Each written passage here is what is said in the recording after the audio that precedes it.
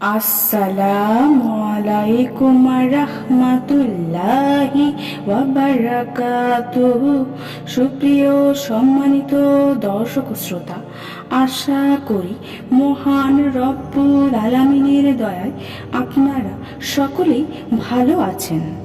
সুপ্রিয় সম্মানিত দর্শক শ্রোতা, আজকে আপনাদেরকে আল্লাহ সুবহানাহু ওয়া তাআলার নাম ইয়া বাসিরু এই নামটি যদি আপনি পাঠ করেন তাহলে কি কি ফজিলত লাভ করবেন এ বিষয়ে আপনাদেরকে জানাবো।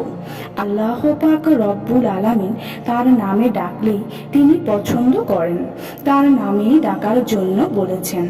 আল্লাহর সুন্দর নামসমূহ রয়েছে, তোমরা সেই নামে তাকে ডাকো, পবিত্র কোরআনুল করিমে রয়েছে।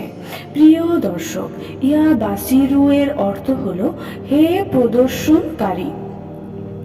প্রিয় দর্শক, এই নামের আসুন 1 নম্বর আমলটি জেনে নেই।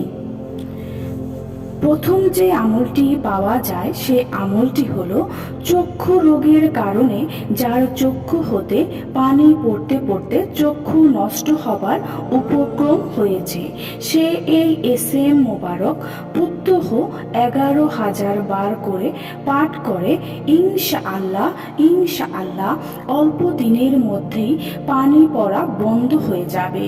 তবে শর্ত হলো খতম পড়ার আগে ও পরে এই দুরূদ শরীফ 3 বার করে পড়তে হবে।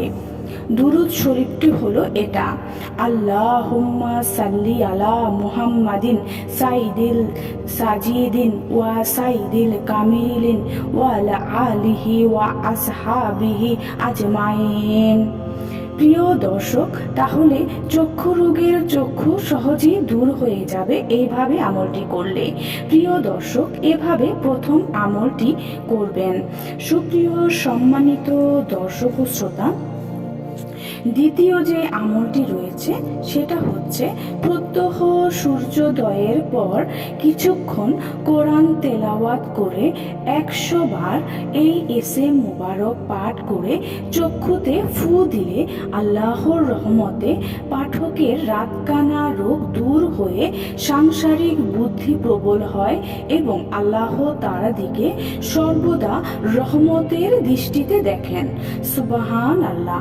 তাহলে বোঝা গেল, প্রত্যহ সূর্যোদয়ের পর যদি কেউ কোরআন কিছুক্ষণ তেলাওয়াত করে 100 বার ইসিম পাঠ করে চক্ষুর মধ্যেখানে ফু দেয়, তাহলে তার রাতকানা রোগ দূর হয়ে যাবে এবং সাংসারিক বিভিন্ন ঝগড়াঝাটি অশান্তি দূর হয়ে যাবে এবং আল্লাহ তার দিকে প্রবল রহমতের দৃষ্টিতে দেখবেন।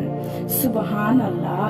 সুপ্রিয় সম্মানিত দর্শক ও শ্রোতা, তাহলে আসুন আমরা বেশি বেশি আল্লাহ পাক রব্বুল আলামিনের আমলগুলো আমরা প্রত্যেকেই করি।